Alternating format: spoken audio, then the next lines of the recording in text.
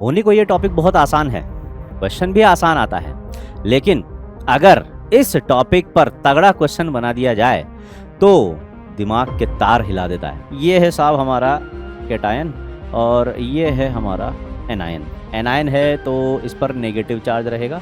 Cation और anion के बीच के अट्रैक्शन को ही हम क्या बोलते हैं? Ionic bond. Lone pair repulsion, lone pair bond pair repulsion और बॉन्ड पेयर रिपल्शन को थोड़ा और ज़्यादा डीप में जाकर समझने की कोशिश करते। अगर पोलराइजेशन बढ़ेगा तो कोवेलेंट कैरेक्टर्स बढ़ेंगे। क्या कोवेलेंट कैरेक्टर्स बढ़ेंगे तो आयनिक कैरेक्टर्स कम हो जाएंगे। हेलो बच्चों, नमस्कार, सत श्री अकाल, आदाब। कैसे हैं आप सब? स्वागत है आप सभी का एक बार फिर से इनऑर्गेनिक केमिस्ट्री की क्लास में। तो हमने इससे पहले एक टॉपिक पढ़ा था VSEPR थ्योरी। उसमें हमने थोड़ा डीप जाके कंसेप्ट को समझने की कोशिश की थी क्वेश्चंस के फॉर्म में। हमने कुछ ऐसे क्वेश्चंस किए थे जिसमें हम VSEPR के lone pair repulsion, lone pair bond pair repulsion और बॉन्ड पेयर रिपल्शन को थोड़ा और ज़्यादा डीप में जाकर समझने की कोशिश करते कि कैसे lone pair bond pair repulsion से मॉलिक्यूल की ज्योमेट्री पर क्या इफेक्ट पड़ता है।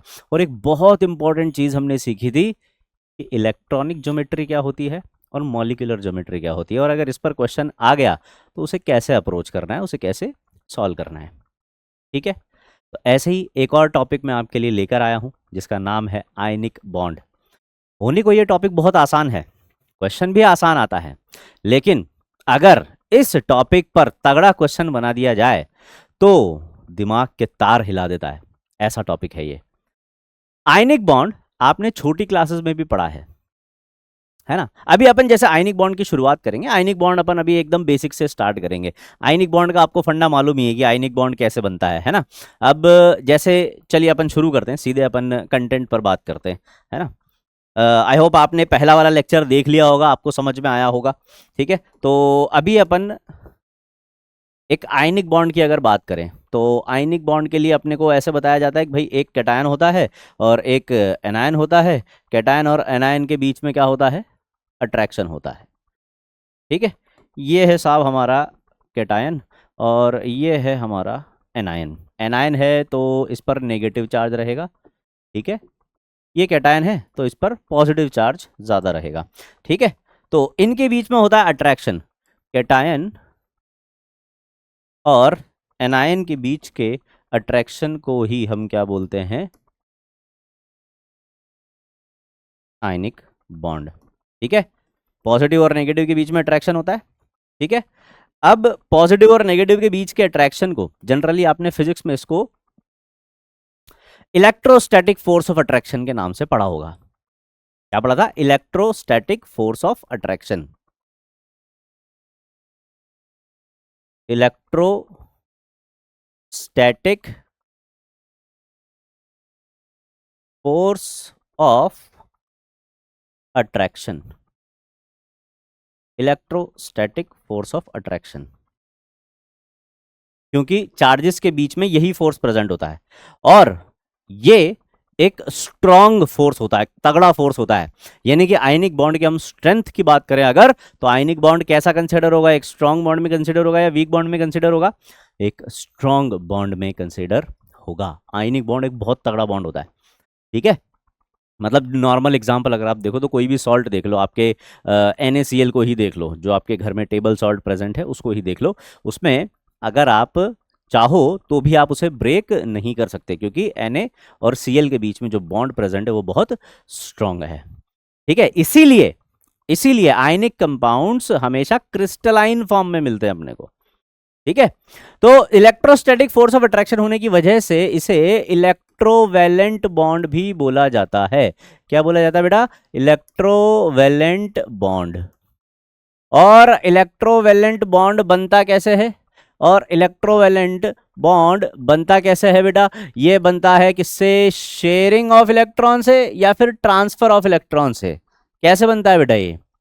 ये बनता है ट्रांसफर ऑफ इलेक्ट्रॉन से। कैसे बनेगा बेटा? ट्रांसफर ऑफ इलेक्ट्रॉन से।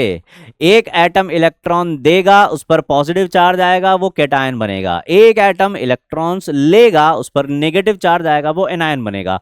कैटायन और एनायन के बीच में जो फोर्स ऑफ अट्रैक्शन होगा उसे ही बोला जाएगा इलेक्ट्रोवैलेंट बॉन्ड या आयनिक बॉन्ड। अब जैसे कोवलेंट बॉन्ड जब हम पढ़ते हैं तो हमें ऐसा सिखाया जाता है कि अगर एक एटम जैसे कार्बन है बेटा, ये कितने कोवलेंट बॉन्ड बनाता है? सभी को मालूम है, 4 कोवलेंट बॉन्ड बनाता है।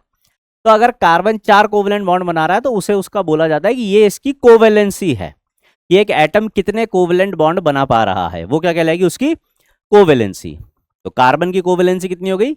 4।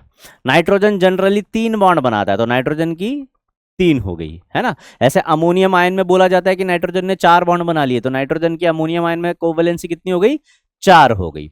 बोरोन अगर 3 बॉन्ड बना रहा है तो बोरोन की कोवेलेंसी कितनी हो गई? 3 हो गई। ऐसे ही जब ये इलेक्ट्रॉन्स ट्रांसफर करते हैं तो कोई एटम कितने इलेक्ट्रॉन दे सकता है या कितने इलेक्ट्रॉन ले सकता है, वो उसकी कहलाती है इलेक्ट्रोवैलेंसी। क्या कहलाती है बेटा? इलेक्ट्रोवैलेंसी। इलेक्ट्रोवैलेंसी, है ना। अब क्योंकि आयनिक बॉन्ड के टर्म में बात हो रही है तो सारी अब उसी से रिलेट करके, इलेक्ट्रोवैलेंट बॉन्ड से रिलेट करके ही बात होगी। कोवलेंट बॉन्ड में जब पढ़ते तो इसको कोवैलेंसी बोल देते कि कोई एटम कितने इलेक्ट्रॉन्स की शेयरिंग कर रहा है, वो उसकी कोवैलेंसी हो जाएगी, है ना, यानी कि कितने कोवलेंट बॉन्ड बना रहा है। ऐसे यहाँ पर कोई एटम कितने इलेक्ट्रॉन दे रहा है, वो उसकी इलेक्ट्रोवैलेंसी कहलाएगी। ठीक है, तो मतलब कंसेप्ट वही है, बस नाम बदल दिया गया है क्योंकि यहां पर अब सिचुएशन चेंज हो गई है, यहां पर आयनिक बॉन्ड आ गया है। ठीक है, तो ये तो अपन ने छोटी क्लासेस में पढ़ा है, ये अपन ने 8, 9, 10th में इसके बारे में पढ़ लिया था, है ना। 9, 10th क्लासेस में हम इसके बारे में पढ़ चुके होते हैं। ठीक है, लेकिन असल में इतना आसान नहीं है बेटा आयनिक बॉन्ड। आयनिक बॉन्ड इतना आसान नहीं है समझना। क्यों? क्योंकि ये जो पिक्चर हम देख रहे हैं ये सिर्फ समझने के लिए है, ये तो एक आसान सी पिक्चर है। आयनिक कंपाउंड को अगर समझना है, जैसे आपको मान लो ये Na+ है, वो Cl- है, तो क्या NaCl ऐसा नजर आएगा कि एक Na+ ऐसे जा रहा है, एक Cl- ऐसे आ रहा है, तो लो NaCl बन गया। असल में अगर आप NaCl को देखोगे एक्चुअल में तो NaCl कुछ ऐसा नजर आएगा आपको, ये NaCl है, ये अपनी एनसीईआरटी का ही डायग्राम है। अब बताओ, यहां पर ये जो आपको नीले गोले नजर आ रहे हैं, ये जो ब्लू कलर की बॉल्स आपको यहां पर नजर आ रही हैं, ये है क्लोराइड आयन, और जो ऑरेंज कलर की बॉल्स नजर आ रही है ये है सोडियम आयंस। ऐसा क्यों है भाई, ऐसा क्यों हो रहा है सर यहाँ पे? ऐसा इसलिए हो रहा है बेटा क्योंकि आयनिक कंपाउंड जो है ये क्रिस्टलाइन फॉर्म में एग्जिस्ट करते हैं हमेशा। आयनिक कंपाउंड हमेशा क्रिस्टलाइन फॉर्म में एग्जिस्ट करते हैं। Ionic compounds exist in crystalline structure. Crystalline structure होता है इनका। क्रिस्टलाइन स्ट्रक्चर मतलब ऐसे बहुत सारे कैटायन एनायन आपस में जुड़ते हैं और एक क्रिस्टल का फॉर्मेशन करते हैं। ठीक है, अब ये जो क्रिस्टल बनता है, ये क्रिस्टल कैसे बनता है, इसको आप ऐसे समझ सकते हो जैसे कि आप जब आपने कभी घर बनते हुए देखा है, तो जब घर बन रहा होता है तो जब दीवारें बनाई जाती है उस घर की, तो कैसे बनाई जाती है? एक एक करके ईंटें लगाई जाती है ना। यानी कि हम एक एक करके ब्रिक्स जमाते, छोटी छोटी यूनिट्स जमाते हैं और जमा जमा के एक बहुत बड़ी दीवार बना देते हैं। यानी कि वो जो वॉल है, वो जो दीवार है, उसकी एक बेसिक यूनिट क्या हो गई? वो ब्रिक, है ना। दीवार बनाने के लिए एक आपको एक बेसिक, एक छोटी सी यूनिट चाहिए, ईंट। वो ईंट उस दीवार की एक बेसिक यूनिट हो गई जिसको आपने बार बार रिपीट किया तो वो दीवार बन गई है। सिमिलरली अगर आपको एक क्रिस्टल बनाना है, एक आयनिक क्रिस्टल अगर बन रहा है तो वो एक बेसिक यूनिट से बनता है, और वो बेसिक यूनिट कहलाती है इस आयनिक क्रिस्टल का लैटिस। क्या कहलाती है? लैटिस। यानी कि वो जो वॉल है, उस वॉल को बनाया किसने? उस ब्रिक ने, तो वो ब्रिक क्या हो गई? लैटिस हो गई उस वॉल का। ऐसे ही यहां पर अगर NaCl का एक लैटिस बन रहा है तो उसको आप बार बार ऐसे रिपीट कर दोगे तो आपको क्या देखने को मिलेगा? आपको देखने को मिलेगा एक क्रिस्टल। ठीक है, तो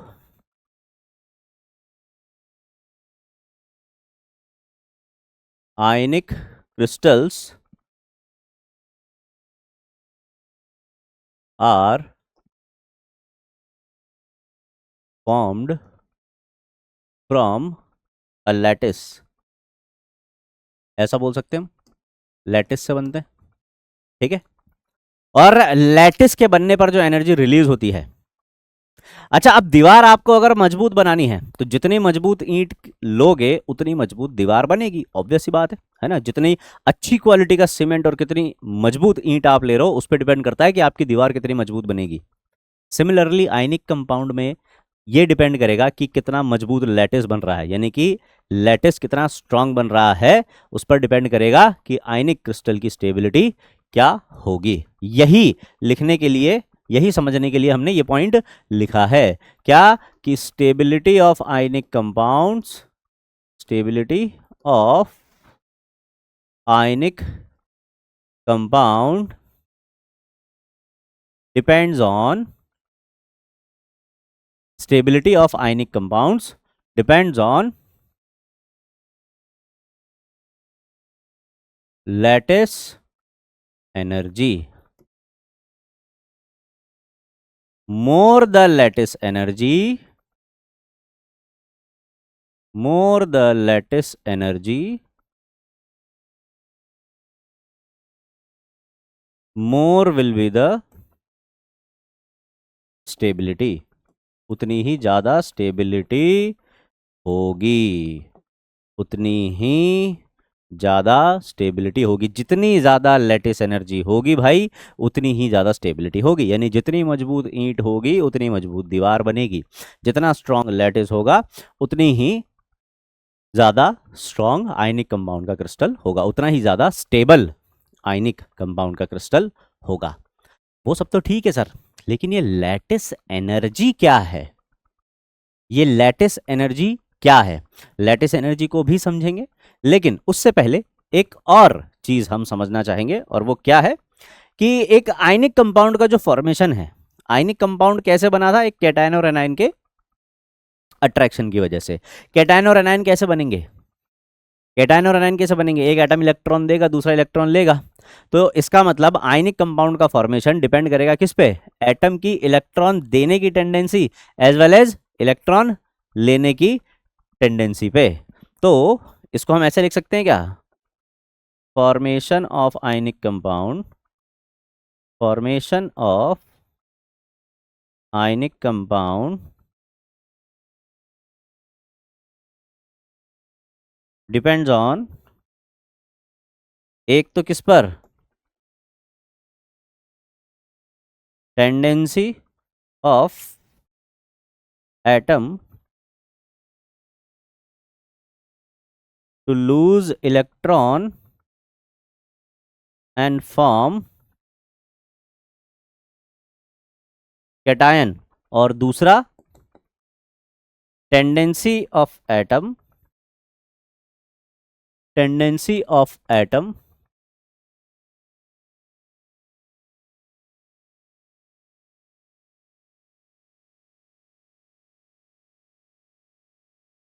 to gain electron and form anion। Cation और एनायन जितना जल्दी बनेगा उतना जल्दी आयनिक कंपाउंड बनेगा। अब बात करेंगे आयनिक कंपाउंड की स्टेबिलिटी की, अगर तो जितना ज्यादा स्ट्रॉन्ग लैटिस होगा उतनी ज्यादा स्टेबिलिटी होगी, more the lattice energy more will be the stability, ऐसा हमने सीखा भी अभी। तो लैटिस एनर्जी क्या है उस पर बात करते हैं। तो देखो लैटिस एनर्जी क्या होती है, आओ समझते हैं। लैटिस क्या है, लैटिस वो बेसिक यूनिट है, लैटिस वो बेसिक यूनिट है जो एक आयनिक क्रिस्टल का फॉर्मेशन कर रही है। जैसे कि अभी अपन ने एग्जांपल समझा कि एक ईंट है, वो उस दीवार की बेसिक यूनिट है, यानी कि वो लैटिस है उस दीवार की, उस वॉल के लिए वो लैटिस है। तो भाई ईंट जितनी स्ट्रांग होगी उतना मजबूत दीवार बनेगी। तो अगर हम आयनिक कंपाउंड में बात कर रहे हैं लैटिस की, लैटिस जितना स्ट्रांग बनेगा उतना स्ट्रांग आयनिक कंपाउंड का क्रिस्टल होगा, उतनी ज्यादा स्टेबिलिटी होगी। तो लैटिस कब स्ट्रांग बनेगा, लैटिस बन रहा है कैटायन और एनायन के बीच में जो बॉन्ड बना है आयनिक बॉन्ड उससे।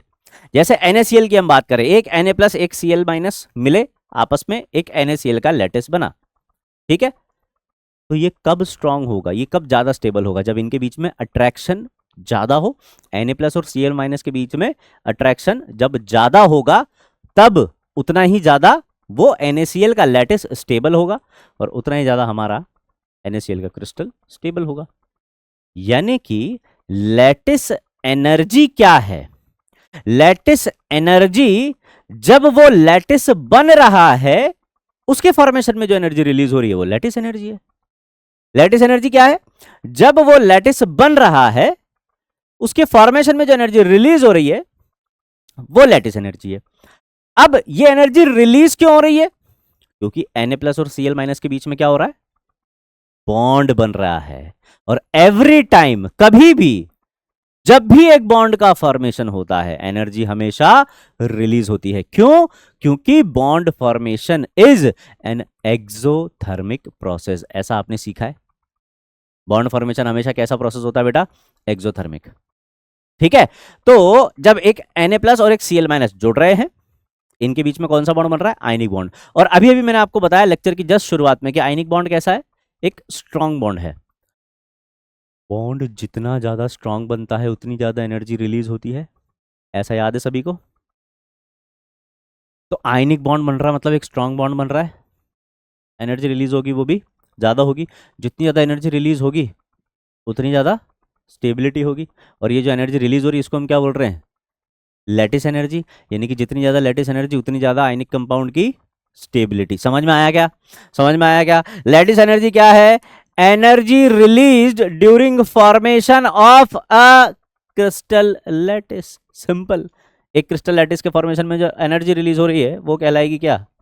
Lattice energy. सिंपल है, ठीक है। तो इसको क्या मैं डेफिनेशन लिख सकता हूं? The amount of energy released, the amount of energy released when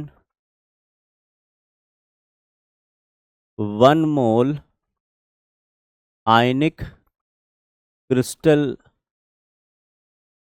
lattice is formed from its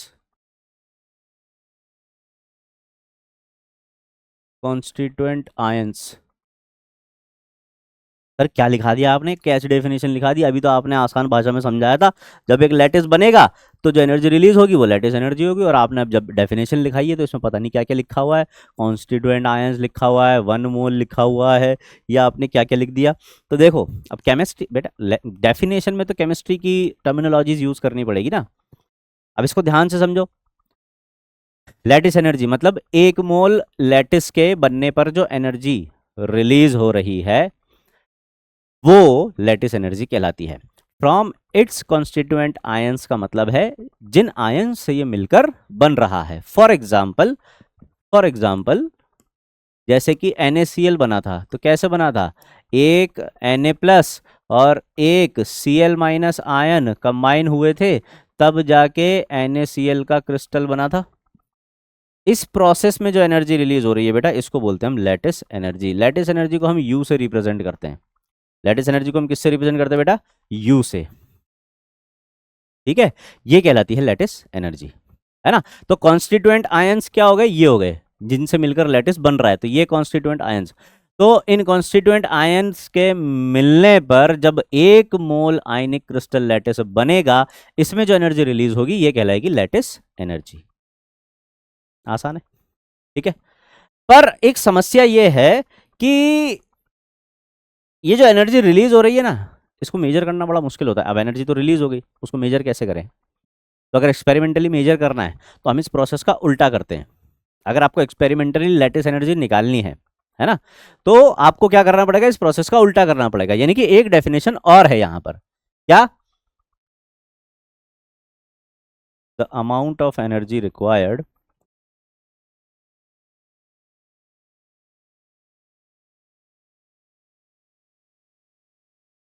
to break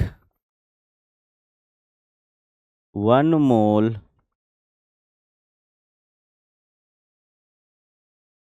ionic crystal lattice, 1 mole ionic crystal lattice into its constituent ions is called lattice energy of that particular lattice. Process को उल्टा कर दिया अपन ने। वहां ऊपर क्या लिखा था अपन ने, 1 मोल आयनिक क्रिस्टल लैटिस के फॉर्मेशन में जो एनर्जी रिलीज हो रही है, अब अगर इस प्रोसेस को मैं उल्टा कर दूंगा, NaCl के इस लैटिस को ब्रेक कर दूंगा, मतलब यहां से यहां आ जाऊंगा, तो जितनी एनर्जी यहां से यहां जाने पर रिलीज हुई थी उतनी एनर्जी मुझे वापस देनी पड़ेगी, तब मैं यहां से यहां आ जाऊंगा। ठीक है, यानी कि अगर मेरे पास 1 मोल आयनिक क्रिस्टल लैटिस है NaCl का, तो इसको तोड़ने के लिए जो मैं एनर्जी दूंगा वो क्या कहलाएगी बेटा, वो कहलाएगी इसकी लैटिस एनर्जी, वो कहलाएगी इसकी लैटिस एनर्जी। समझ में आया लैटिस एनर्जी? तो लैटिस एनर्जी कब ज्यादा रिलीज होगी? अभी हमने बात की कि भाई जितनी ज्यादा लैटिस एनर्जी होगी उतना स्टेबल आयनिक कंपाउंड बनेगा, तो कब ज्यादा रिलीज होगी? तो आप खुद ही सोचो, लैटिस एनर्जी कौन कौन से फैक्टर्स पे डिपेंड कर सकती है? कौन कौन से फैक्टर्स पे डिपेंड कर सकती है लैटिस एनर्जी? भाई Na+ और Cl- के बीच में कब अट्रैक्शन ज्यादा होगा? एक तो जब इनका चार्ज ज्यादा हो, दूसरा जब इनका साइज छोटा हो। भाई इलेक्ट्रोस्टैटिक फोर्स ऑफ अट्रैक्शन वाला फॉर्मूला पढ़ा है ना आपने, है ना? तो उसको F को जब आप इंटीग्रेट कर दोगे तब आपके पास क्या आ जाएगी, एनर्जी आ जाएगी। तो आपने जब फोर्स वाला फॉर्मूला पढ़ा था तो क्या पढ़ा था, KQ1Q2/R² पढ़ा था क्या? KQ1Q2/R² पढ़ा था। और जब एनर्जी वाला फॉर्मूला पढ़ा था तो क्या पढ़ा था, KQ1Q2/R। वहां पर आपने पोटेंशियल एनर्जी को लेकर पढ़ा होगा फिजिक्स में। ठीक है, तो ये इसकी बात कर रहा है अभी अपन, जब अपन लैटिस एनर्जी की बात कर रहे हैं। और जब 1/R² को इंटीग्रेट करते तो -1/R आता है, तो इसका आगे माइनस नेगेटिव का साइन लगता है।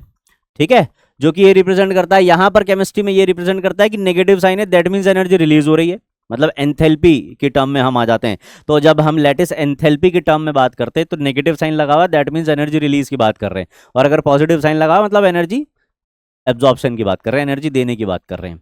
ठीक है, तो -Q1Q2/R, तो यहां से दो फैक्टर निकल के आ रहे Q1 Q2, यानी कि चार्ज, जितना ज्यादा चार्ज होगा कैटायन और एनायन पर उतना ज्यादा एनर्जी रिलीज हो रही है, इसका मतलब उतना ज्यादा अट्रैक्शन है। ठीक है, तो जितना ज्यादा चार्ज होगा कैटायन एनायन पर उतनी ज्यादा एनर्जी रिलीज होगी। सिमिलरली अगर हम आर की बात करें, डिस्टेंस बिटवीन चार्ज, तो यहां पर अपन उसको साइज से रिप्रेजेंट करते हैं। जितना छोटा आयन का साइज होगा उतनी ज्यादा उसकी लैटिस एनर्जी होगी। तो फैक्टर्स अफेक्टिंग में हम दो फैक्टर्स पढ़ते हैं, पहला चार्ज, और चार्ज पर कैसे डिपेंड करता है बेटा, चार्ज पर डिपेंड करता है ऐसे, lattice energy it is directly proportional to product of charge, mod of product of charge Q1 Q2 पर। ठीक है, और दूसरा साइज, साइज पर कैसे डिपेंड करता है, साइज पर ऐसे डिपेंड करता है, lattice energy it is inversely proportional to size, it is inversely proportional to size, या आप इसको ऐसे भी बोल सकते हो, it is inversely proportional to radius of cation and radius of anion. ये है रेडियस ऑफ कैटायन एंड ये है रेडियस ऑफ एनायन।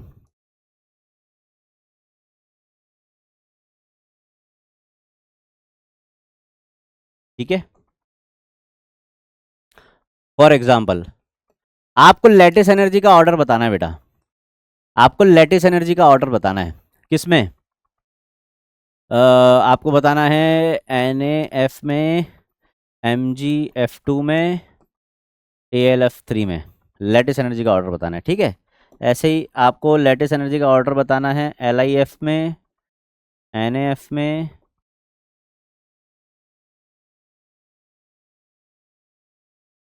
बताओ क्या ऑर्डर आएगा, क्या ऑर्डर आना चाहिए। आप यहां पर देख पा रहे हो क्या कि चार्ज पर कैसे डिपेंड करता है। अगर प्रोडक्ट ऑफ चार्ज ये Q1 Q2 क्या है? Q1 को आप ये मान लो ये कैटायन का चार्ज है और ये एनायन का चार्ज है। कैटायन या एनायन में से किसी पर भी चार्ज अगर बढ़ेगा तो Q1 Q2 बढ़ेगा। और हम मॉड ले रहे हैं यहाँ पे, मतलब मैग्नीट्यूड ले रहे हैं चार्ज का मैग्नीट्यूड अगर बढ़ रहा है मतलब लैटिस एनर्जी बढ़ेगी।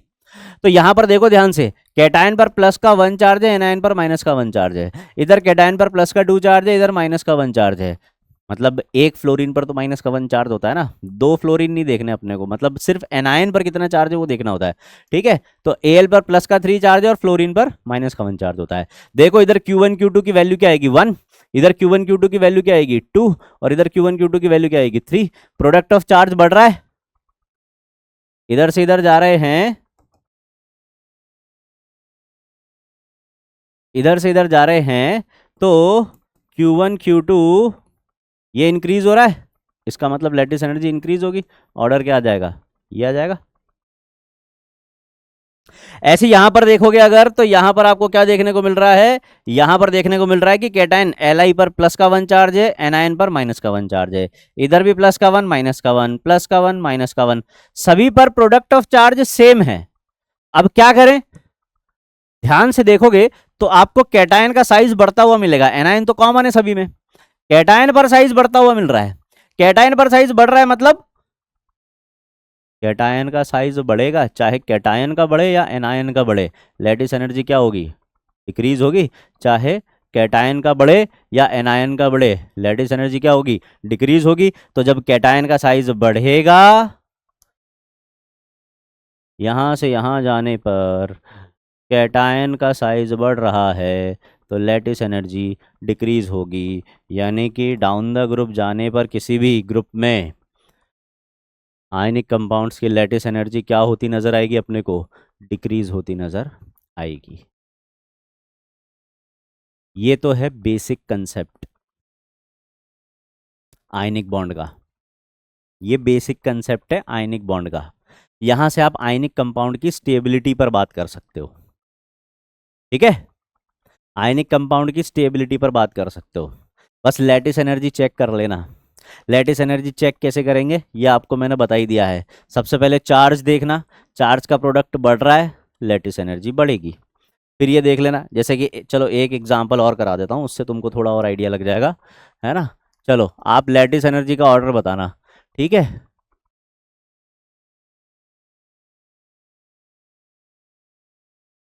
ये बताओ। और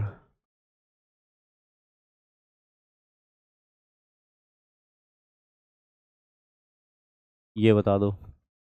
ठीक है, सिमिलरली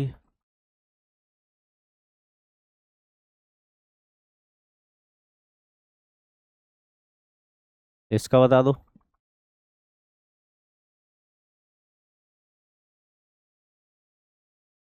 बता दोगे क्या? देखो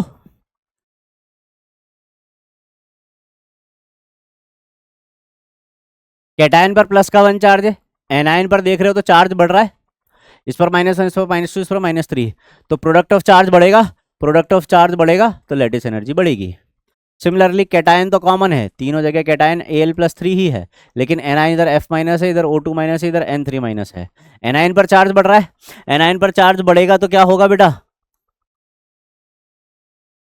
चार्ज किसी पर भी बढ़े लैटिस एनर्जी बढ़ेगी। इधर अपन ने देखा चार्ज सभी पर कॉमन है, +2 -2। क्या करें अब साइज से देखेंगे। जब चार्ज सेम मिल जाए तो साइज है, चार्ज इसमें डोमिनेटिंग फैक्टर रहता है, तो साइज से चेक कर लो। अब साइज से कैसे चेक करेंगे भाई? देखो ध्यान से देखेंगे तो अल्कली अर्थ मेटल्स दे रखे हैं, डाउन द ग्रुप जाने पर साइज बढ़ेगा। साइज अगर बढ़ेगा तो down the group lattice energy decrease होती चली जाएगी। आसान है एकदम, एकदम आसान है। ठीक है, तो यहां से जो क्वेश्चन बनते हैं मोस्ट प्रोबेबली लैटिस एनर्जी पर बनते हैं। यहां पे आपसे ये भी पूछा जा सकता है कि स्टेबिलिटी का ऑर्डर क्या होगा आयनिक कंपाउंड्स की, है ना। या तो डायरेक्टली लैटिस एनर्जी लिखकर क्वेश्चन पूछ लिया जाएगा, या फिर ऐसे पूछ लिया जाएगा कि स्टेबिलिटी कौन ज्यादा स्टेबल होगा, Al2O3 होगा या Al होगा, या ऐसे पूछ लेगा Aln और Al2O3 में से लैटिस एनर्जी या लैटिस एंथैल्पी किसकी ज्यादा रहेगी। ठीक है, पर आप अभी नीट की तैयारी कर रहे हो और आपके सिलेबस में सिर्फ आयनिक बॉन्ड तक सीमित नहीं है ये। आयनिक बॉन्ड में, किसी भी आयनिक कंपाउंड में हमेशा 100% आयनिक कैरेक्टर्स नहीं होते हैं। आयनिक कंपाउंड्स में कभी भी 100% आयनिक कैरेक्टर्स नहीं होते, जैसे कोवेलेंट कंपाउंड्स में कभी भी 100% कोवेलेंट कैरेक्टर्स नहीं होते, कुछ ना कुछ आयनिक कैरेक्टर प्रेजेंट होते हैं जिसको हम डाइपोल मोमेंट की हेल्प से कैलकुलेट करते हैं। तो कोई भी कंपाउंड कभी भी 100% कोवेलेंट या 100% आयनिक नहीं होता है, ठीक है। 100% कोवेलेंट या 100% आयनिक नेचर इज अ मिथ, ये हाइपोथेटिकल केस है। नो कंपाउंड हैज 100% कोवेलेंट और 100% आयनिक कैरेक्टर्स किसी में भी नहीं हो सकते बेटा, यानी कि परफेक्ट जैसा कुछ नहीं होता इस दुनिया में। भाई केमिस्ट्री दुनियादारी सिखाती है बहुत अच्छे तरीके से, ठीक है। तो कोई भी केमिस्ट्री बोलती है कि कोई भी परफेक्ट नहीं होता है, सब में कुछ ना कुछ फॉल्ट होते हैं। अगर कोई कोवेलेंट कंपाउंड है तो उसमें आयनिक कैरेक्टर्स होंगे, और अगर कोई आयनिक कंपाउंड है तो उसमें कुछ ना कुछ कोवेलेंट कैरेक्टर होंगे, यानी कि जो NaCl अभी हमने पढ़ा है वो 100% आयनिक नहीं है, उसमें कुछ ना कुछ कोवेलेंट कैरेक्टर जरूर प्रेजेंट है। और उन्हीं कोवेलेंट कैरेक्टर्स को, आयनिक कंपाउंड्स में प्रेजेंट कोवेलेंट कैरेक्टर्स को एक्सप्लेन करने के लिए हम बात करते हैं पोलराइजेशन इन आयनिक कंपाउंड्स की, जिसको आपने फजान्स रूल के नाम से पढ़ा होगा या सुना होगा।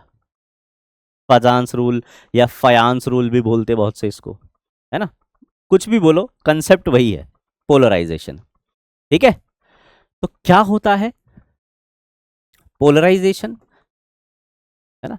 भाई बहुत सौ के दिमाग में ये आ रहा होगा कि सर Cl या H ये तो एक प्योर कोवलेंट बॉन्ड है ना, H2F2 Cl2 Br2 ये तो प्योर कोवलेंट बॉन्ड है, तो इसमें तो 100% कोवलेंट नेचर होने चाहिए। इवन जो H2 मॉलिक्यूल है बेटा, H2 मॉलिक्यूल भी ऑलमोस्ट 98% कोवलेंट है, 2% आयनिक कैरेक्टर इसमें भी होते हैं H2 मॉलिक्यूल में, ठीक है। H2 जो एक प्योर कोवलेंट मॉलिक्यूल की तरह बिहेव करता है, एक प्योर कोवलेंट मॉलिक्यूल होता है, H2 F2 N2 O2 ये सब प्योर कोवलेंट मॉलिक्यूल्स हैं, बट स्टिल इनमें कुछ ना कुछ आयनिक कैरेक्टर पाए जाते हैं। और इनमें आयनिक कैरेक्टर प्रेजेंट होने का रीजन होता है क्या, instantaneous dipole induce dipole, LDF जिसको हम बोलते हैं, LDF फोर्सेस की वजह से इनमें आयनिक कैरेक्टर्स प्रेजेंट होते हैं। ऐसे ही आयनिक कंपाउंड्स में जो कोवलेंट कैरेक्टर्स प्रेजेंट होते हैं,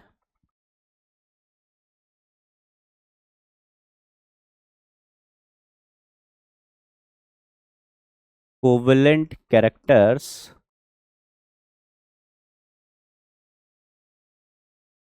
present in ionic compounds are explained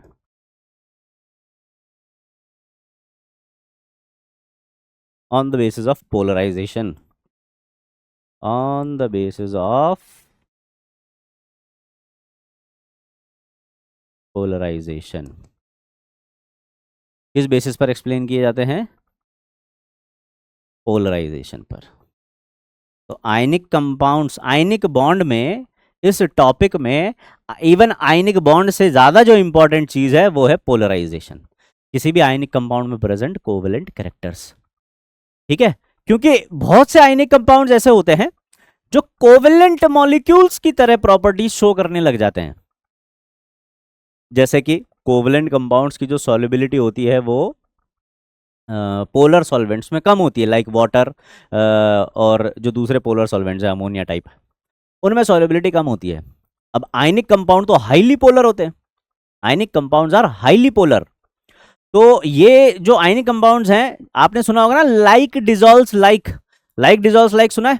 तो लाइक डिजॉल्व्स लाइक के कंसेप्ट के अकॉर्डिंग जो पोलर कंपाउंड है, यानी कि जो आयनिक कंपाउंड्स हैं, वो पोलर सॉल्वेंट में ज्यादा सॉल्युबल होंगे, यानी कि वाटर में ज्यादा सॉल्युबल होंगे, ठीक है।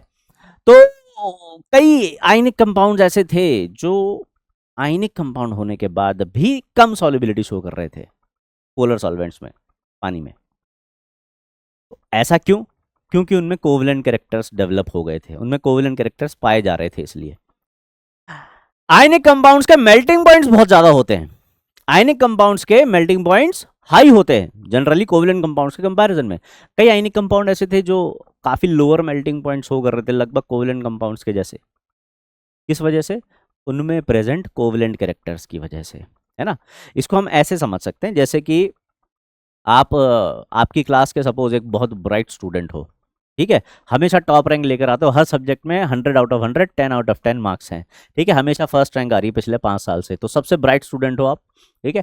अब आपकी क्लास में एक नालायक, नाकारा, निखट्टू एक ऐसा स्टूडेंट है, आप उसकी संगत में आ गए, ठीक है, मतलब वो स्टूडेंट पढ़ाई ना करता है ना करने देता है किसी को, तो आप उसकी संगत में आ गए, ठीक है। आ गए, थोड़े दिन खेले साथ में, खा लिए साथ में, थोड़ा घूमने फिरने हो गया साथ में, तो अब क्या होगा, आप में उसके जैसे कैरेक्टर्स आने लग जाएंगे, उसके जैसे कैरेक्टर्स आने लग जाएंगे, तो अब आपका भी बैकलॉग क्रिएट होना चालू हो जाएगा। आप भी पहले 8 घंटे पढ़ते थे, ठीक है यार आज 7.5 घंटे या 7 घंटे पढ़ लेता हूँ, क्या फ़र्क पड़ता है, ठीक है, फिर ये धीरे धीरे 7 से 6 आएगा, फिर 6 से 5 आएगा, ठीक है आज घूमने चलते हैं, कौन सा कोई आफत आ जाएगी, ठीक है आज चलो क्रिकेट खेलने चलते हैं, आज मैच देख लेते पूरे दिन, कौन सी कोई आफत आ जाएगी। ये गुण आप में आने लग जाएंगे। बिल्कुल वैसे आयनिक कंपाउंड्स में कोवलेंट कंपाउंड्स के गुण आने लग जाते हैं, कोवलेंट कंपाउंड्स में आयनिक कंपाउंड्स के गुण, जैसे बोलते हैं ना, जैसी मति वैसी गति, यथा संगति तथा मति, ऐसा बोलते हैं ना, जैसी आपकी संगति होगी वैसी ही आपकी मति हो जाएगी, मतलब बुद्धि आपकी वैसी हो जाएगी, और जैसी बुद्धि वैसी तुम्हारी गति हो जाएगी, मतलब तुम्हारे बिहेवियर, तुम्हारे लक्षण बिल्कुल वैसे हो जाएंगे जैसे तुम्हारी मति होगी, ठीक है। तो अब कैसे आ जाते हैं एक आयनिक कंपाउंड में कोवेलेंट कैरेक्टर्स, हम उसकी बात करते हैं। तो हमने देखा था कि जब एक आयनिक कंपाउंड का फॉर्मेशन होता है, जब एक आयनिक कंपाउंड का फॉर्मेशन होता है तो एक कैटायन होता है और एक एनायन होता है ना, एक कैटायन होता है और एक एनायन होता है, ये एनायन होता है, ठीक है। अब इनके बीच में अट्रैक्शन हो रहा होता है, इनके बीच में अट्रैक्शन हो रहा होता है। एनायन जो है इसका साइज हम बड़ा बना रहे हैं क्योंकि एनायन जनरली साइज में बड़े होते हैं, इनके पास इलेक्ट्रॉन्स ज्यादा होते हैं, ठीक है। जब ये एक दूसरे की तरफ आयनिक बॉन्ड बनाने के लिए आगे बढ़ रहे हैं तो ये कैटायन क्या करेगा, इसके इलेक्ट्रॉन्स को अपनी तरफ खींचेगा, इस एनायन को खींचेगा, मतलब इसकी इलेक्ट्रॉन डेंसिटी को अपनी तरफ खींचेगा।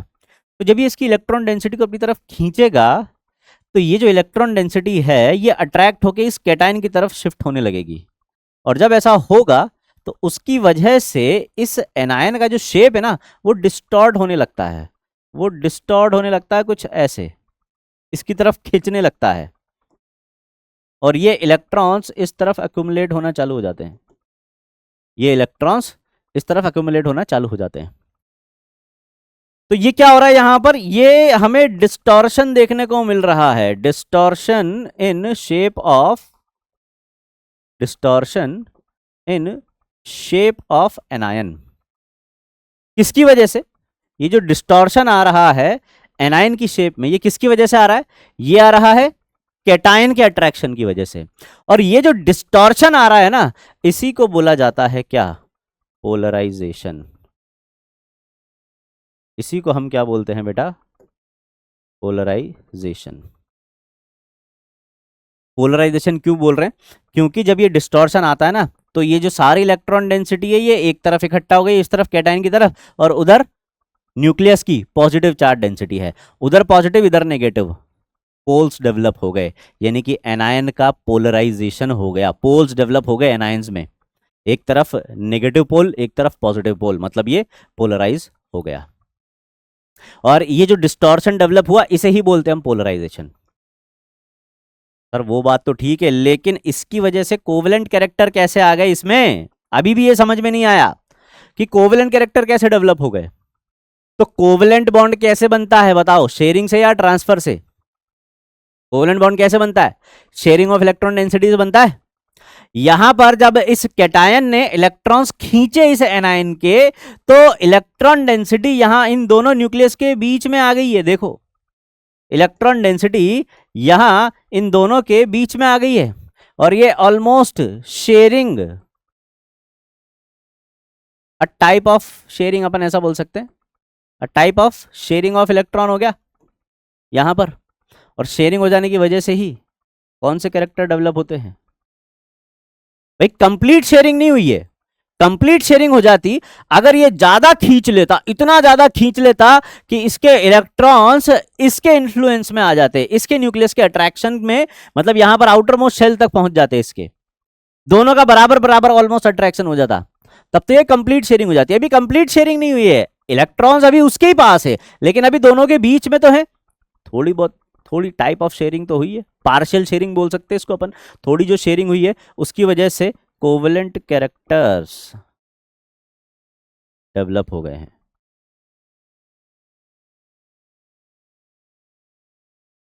कोवेलेंट कैरेक्टर्स डेवलप हो गए हैं, और ये जो कोवेलेंट कैरेक्टर डेवलप हुए हैं ये इस आयनिक कंपाउंड में हुए हैं। इसी की वजह से ये अपने आयनिक बिहेवियर को छोड़ के कोवेलेंट वाले बिहेवियर शो करना चालू कर देता है। जितना ज्यादा ये कैटायन, जितना ज्यादा ये कैटायन इस एनायन की इलेक्ट्रॉन डेंसिटी को खींचेगा, उतना ज्यादा ये पोलराइज होगा। पोलराइज होगा मतलब उतने ज्यादा इलेक्ट्रॉन्स इधर इनके बीच में आएंगे, इसका मतलब उतने ज्यादा कोवेलेंट कैरेक्टर्स इसमें डेवलप होते चले जाएंगे। तो किसी भी आयनिक कंपाउंड में डेवलप होने वाले कोवेलेंट कैरेक्टर्स का रीजन क्या है? उसके एनायन का पोलराइज होना, के एनायन का पोलराइज होना। और एक अच्छी बात बताऊं क्या, वैसे तुम्हारे सिलेबस की नहीं है इसलिए लिखाऊंगा नहीं, है ना, लिखा दिया तो फिर गड़बड़ हो जाएगी, तुम ये कहोगे कि सर ये तो कंसेप्ट ही उल्टा कर दिया आपने, है ना। लिखाऊंगा नहीं, फिर सिर्फ तुम्हें बता रहा हूं, समझना। जैसे ये कैटायन एनायन को पोलराइज कर रहा है, वैसे ये एनायन कैटायन को भी पोलराइज कर रहा होता है, क्योंकि इसके पास भी तो न्यूक्लियस है और उसके पास भी तो कुछ ना कुछ इलेक्ट्रॉन्स तो होंगे, कैटायन के पास भी तो इलेक्ट्रॉन तो होंगे। माना कि उस पर पॉजिटिव चार्ज है, पर कुछ ना कुछ इलेक्ट्रॉन तो होंगे ना उसके पास भी, तो उसकी इलेक्ट्रॉन डेंसिटी को ये अट्रैक्ट कर रहा होता है अपनी तरफ, और उधर कैटायन भी पोलराइज हो रहा होता है साइमल्टेनियसली। लेकिन हम यहां पर बात क्यों कर रहे हैं सिर्फ एनायन की? क्योंकि एनायन साइज में बड़ा है, और इस बड़े साइज वाले आयन में जब पोलराइजेशन होगा तो वो विजिबल होगा। वो छोटे साइज वाला है, उसमें पोलराइजेशन होगा तो बहुत छोटा होगा, है ना भाई। अपन ऐसे बोल सकते हैं ना कि जैसे मान लो ये कैटायन है और ये अपना एनायन है, ठीक है। तो अगर इसमें पोलराइजेशन हो रहा है, इसमें पोलराइजेशन हो रहा है तो ये तो विजिबल रहेगा अपने को, लेकिन इसमें पोलराइजेशन होगा तो बहुत छोटा हो। एक तो पॉजिटिव चार्ज ज्यादा है तो इलेक्ट्रॉन डेंसिटी वो ज्यादा नहीं खींच पाएगा, क्योंकि इसके न्यूक्लियस ने भी तो अट्रैक्ट कर रखा होगा उसकी इलेक्ट्रॉन डेंसिटी को। तो पोलराइजेशन तो इसमें भी हुआ है उसमें भी हुआ है, विजिबल किसमें है? हम रेफरेंस किसमें लेते हैं? सिर्फ एनायन में। पोलराइजेशन हम लेते सिर्फ एनायन का है, पर होता दोनों में है ना। और क्योंकि कैटायन में बहुत कम होता है इसलिए हम उसे नेग्लिजिबल मान के सिर्फ ये मान के चलते हैं कि सिर्फ एनायन का पोलराइजेशन हो रहा है। क्या हो रहा है? सिर्फ एनायन का पोलराइजेशन हो रहा है, कैटायन के पोलराइजेशन की हम बात नहीं करते, हालांकि होता दोनों का है, पर ये आपके सिलेबस में नहीं है इसलिए हम आपको नहीं लिखवाते हैं ये बातें, ठीक है। तो भाई जितना ज्यादा पोलराइजेशन होगा, अपन ऐसा बोल सकते हैं क्या कि more the polarization of anion, more the polarization of anion, more will be the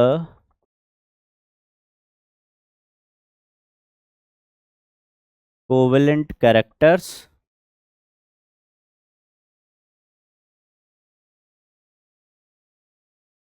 developed in, more will be the covalent characters developed in ionic compound.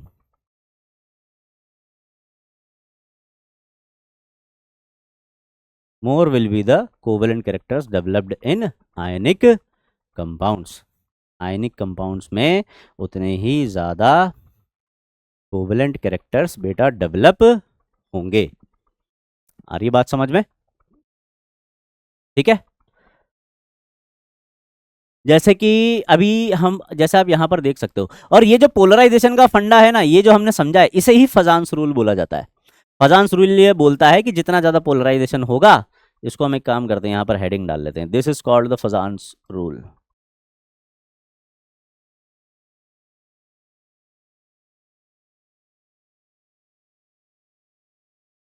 This is known as Fazan's rule. More will be the polarization, more will be the covalent character in ionic compounds.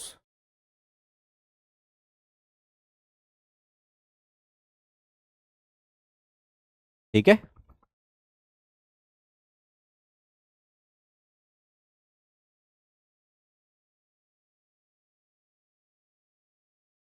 ठीक है। तो फजान्स rule ना कुछ ये समझाने की कोशिश कर रहा है आपको, जैसे कि आपके पास एक कैटायन है, एक एनायन है, एक कैटायन है, एक एनायन है, ये एक दूसरे की तरफ अप्रोच कर रहे हैं, ये एक दूसरे की तरफ अप्रोच कर रहे हैं भाई बॉन्ड बनाने के लिए, कौन सा, आयनिक बॉन्ड, क्योंकि कैटायन एनायन है, ठीक है। पर ये कैटायन क्योंकि पॉजिटिव चार्ज डेंसिटी है, और ये एनायन है, साइज बड़ा है, नेगेटिव चार्ज डेंसिटी ज्यादा है, तो इसके, इसका जो पॉजिटिव चार्ज डेंसिटी है वो उसकी इलेक्ट्रॉन डेंसिटी को अपनी तरफ खींचेगा, उसकी वजह से इसके शेप में डिस्टॉर्शन आएगा, देखो डिस्टॉर्शन आया। अब ये जितना ज्यादा इसको खींचेगा, उतना ज्यादा इसमें डिस्टॉर्शन आता चला जाएगा, जितना ज्यादा ये इसको खींचेगा उतना ज्यादा इसमें डिस्टॉर्शन आता चला जाएगा, जितना ज्यादा डिस्टॉर्शन आएगा उतना ज्यादा उसकी इलेक्ट्रॉन डेंसिटी शेयर होती जाएगी दोनों के बीच में, उतनी ज्यादा इलेक्ट्रॉन डेंसिटी बीच में शेयर होती जाएगी, देखो उतनी ज्यादा इलेक्ट्रॉन डेंसिटी बीच में शेयर होती जाएगी। और एक टाइम ऐसा आएगा जब ये कैटायन इतना ज्यादा खींच लेगा इसकी इलेक्ट्रॉन डेंसिटी को, इतना ज्यादा खींच लेगा कि इलेक्ट्रॉन्स इन दोनों में बराबर बराबर शेयर हो जाएंगे, और जब बराबर बराबर शेयर हो जाएंगे, शेयरिंग इक्वल हो जाएगी, तब ये बन जाएगा एक कोवेलेंट बॉन्ड, तब ये बन जाएगा एक कोवेलेंट बॉन्ड। अभी ये आयनिक बॉन्ड है, यहां ये तीन सिनेरियो में ये आयनिक बॉन्ड ही दिख रहा है, लेकिन अगर मैं पोलराइजेशन को एक्सट्रीम पे ले जाऊं, यानी कि कैटायन इतना ज्यादा इलेक्ट्रॉन्स खींच ले कि इलेक्ट्रॉन डेंसिटी की शेयरिंग ही हो जाए दोनों के बीच में कंप्लीट, तब वो एक कोवेलेंट बॉन्ड बन जाएगा। ये कहता है फजान्स रूल, जितना ज्यादा पोलराइजेशन उतनी ज्यादा, जितना ज्यादा पोलराइजेशन उतनी ज्यादा कोवेलेंट कैरेक्टर। तो according to Fajans rule, according to Fajans rule, अगर पोलराइजेशन बढ़ेगा तो कोवेलेंट कैरेक्टर्स बढ़ेंगे क्या, कोवेलेंट कैरेक्टर्स बढ़ेंगे तो आयनिक कैरेक्टर्स कम हो जाएंगे, आयनिक कैरेक्टर्स कम हो जाएंगे। आयनिक कैरेक्टर्स कम हो जाने की वजह से बेटा मेल्टिंग पॉइंट और बॉइलिंग पॉइंट ये दोनों कम होते हैं, मेल्टिंग पॉइंट पर खास इफेक्ट पड़ता है, मेल्टिंग पॉइंट कम हो जाते हैं, ठीक है। सॉल्युबिलिटी इन पोलर सॉल्वेंट ये भी डिक्रीज हो जाती है, और भी कई चीज़ें डिक्रीज होती है, और भी कई चीज़ें डिक्रीज होती है, जैसे कि थर्मल स्टेबिलिटी वो डिक्रीज हो जाती है, कलर की इंटेंसिटी वो चेंज हो जाती है, due to polarization, due to Fajans rule, ठीक है। तो कब पोलराइजेशन ज़्यादा होगा, हमें कैसे पता चलेगा कि कब पोलराइजेशन ज़्यादा हो रहा है, सब कुछ डिपेंड कर रहा है इस पर। अगर ये बढ़ रहा है तो कोवेलेंट कैरेक्टर बढ़ रहा है, आयनिक कैरेक्टर कम हो रहे हैं, उसकी वजह से मेल्टिंग पॉइंट बॉइलिंग पॉइंट कम हो रहे हैं, सॉल्युबिलिटी इन पोलर सॉल्वेंट ये डिक्रीज हो रही है। तो कब पोलराइजेशन ज़्यादा होगा उस पर बात करते हैं, ठीक है। तो लिखेंगे factors affecting polarization, factors affecting polarisation.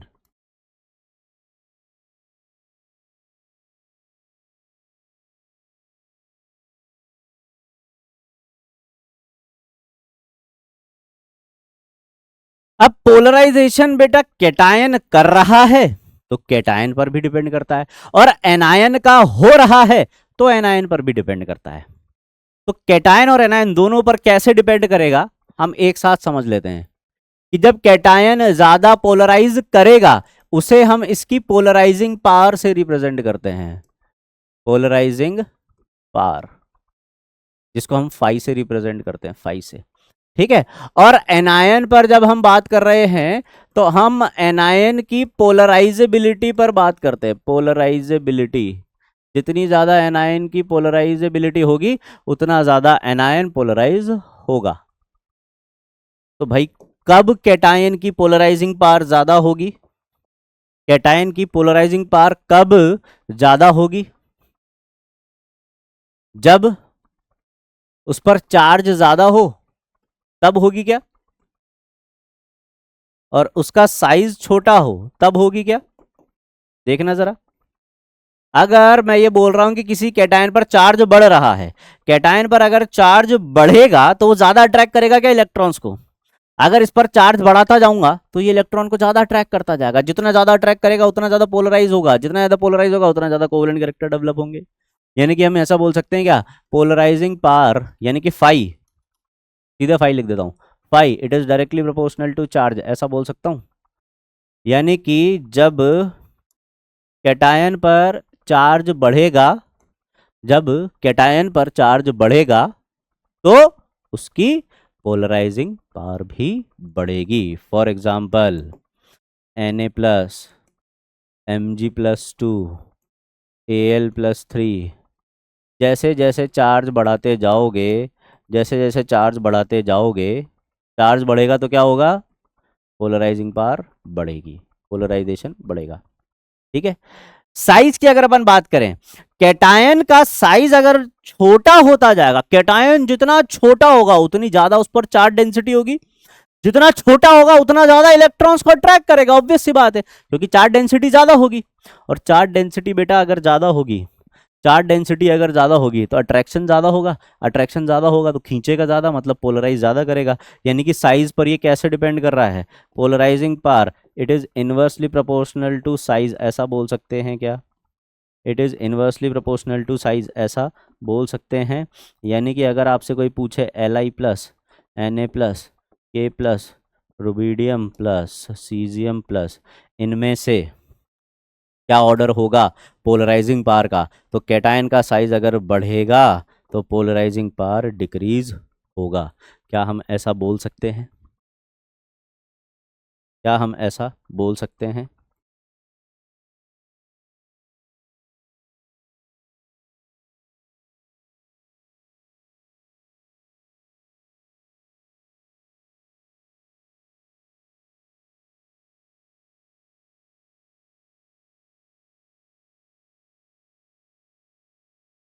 Similarly अगर हम एनायन की बात करें बेटा, तो एनायन के भी चार्ज और साइज पर डिपेंड करता है। कैसे, एनायन के चार्ज पर कैसे डिपेंड, आप खुद सोचो, आप खुद दिमाग लगाने की कोशिश करो कि एनायन के चार्ज पर कैसे डिपेंड कर सकता है पोलराइजेशन, और एनायन के साइज पर कैसे डिपेंड कर सकता है पोलराइजेशन।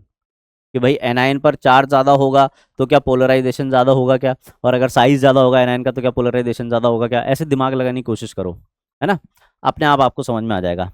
तो आप ये देखो कि अगर एनायन पर चार्ज ज्यादा है, अगर एनायन पर चार्ज ज्यादा होगा तो इलेक्ट्रॉन डेंसिटी भी ज्यादा होगी क्या, एनायन पर चार्ज ज्यादा मतलब नेगेटिव चार्ज ज्यादा है, जितना ज्यादा नेगेटिव चार्ज उतनी ज्यादा नेगेटिव उतनी ज्यादा इलेक्ट्रॉन डेंसिटी, और जितनी ज्यादा इलेक्ट्रॉन डेंसिटी बेटा उतना ज्यादा कैटायन उस इलेक्ट्रॉन डेंसिटी को अपनी तरफ खींचेगा क्या, यानी कि उतना ही ज्यादा इसका पोलराइजेशन होगा क्या। यानी कि हम ऐसा बोल सकते हैं क्या, जितना ज्यादा एनायन पर चार्ज होगा उसकी पोलराइजेबिलिटी उतनी ही ज्यादा होगी क्या, उसकी पोलराइजेबिलिटी उतनी ज्यादा मतलब डायरेक्टली प्रोपोर्शनल टू चार्ज होगी क्या।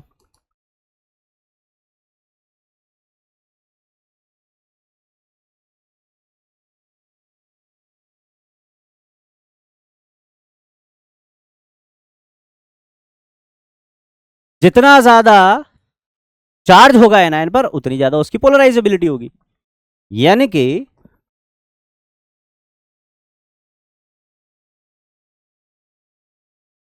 आपसे कोई पूछ रहा है F negative, O2 negative, N3 negative, C4 negative, बताओ बेटा इन पर पोलराइजेबिलिटी का क्या ऑर्डर होगा, इनकी पोलराइजेबिलिटी का ऑर्डर क्या होगा। तो आप देख पा रहे हो क्या कि चार्ज बढ़ रहा है, चार्ज बढ़ता है तो पोलराइजेबिलिटी बढ़ती है। यानी कि चाहे एनायन पर चार्ज बढ़े या कैटायन पर चार्ज बढ़े, पोलराइजेशन तो ज्यादा होगा ही होगा।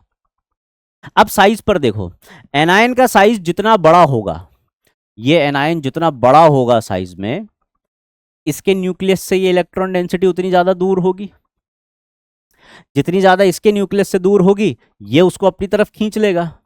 ठीक है, मान लो एक बड़ा एनायन है, यहां पर इलेक्ट्रॉन डेंसिटी मान लो न्यूक्लियस के पास है, कुछ इतनी पास है। अब एनायन जैसे बड़ा हो जाएगा तो इलेक्ट्रॉन डेंसिटी क्या हो जाएगी, न्यूक्लियस से दूर हो जाएगी। दूर हो जाएगी तो उसको ये कैटायन अपनी तरफ खींच लेगा। तो जितना ज्यादा बड़ा होगा साइज, जितना ज्यादा बड़ा होगा साइज एनायन का, उतना ज्यादा उसमें हमें पोलराइजेशन देखने को मिलेगा। क्या उसकी पोलराइजेबिलिटी उतनी ही ज्यादा होगी क्या। तो क्या मैं ऐसा बोल सकता हूं कि polarizability of anion it is directly proportional to size of anion. यानी कि एनायन के केस में चाहे चार्ज बढ़ रहा हो या साइज बढ़ रहा हो, दोनों ही केस में पोलराइजेशन बढ़ेगा, दोनों ही केस में पोलराइजेशन बढ़ेगा। For example F negative, Cl negative, Br negative, I negative, क्या ऑर्डर आ जाएगा पोलराइजेशन का इनमें, इनकी पोलराइजेबिलिटी का क्या ऑर्डर आ जाएगा, देखो ज़रा फटाफट से बताओ। डाउन द ग्रुप जाएंगे, साइज बढ़ेगा, साइज बढ़ेगा तो पोलराइजेबिलिटी बढ़ेगी।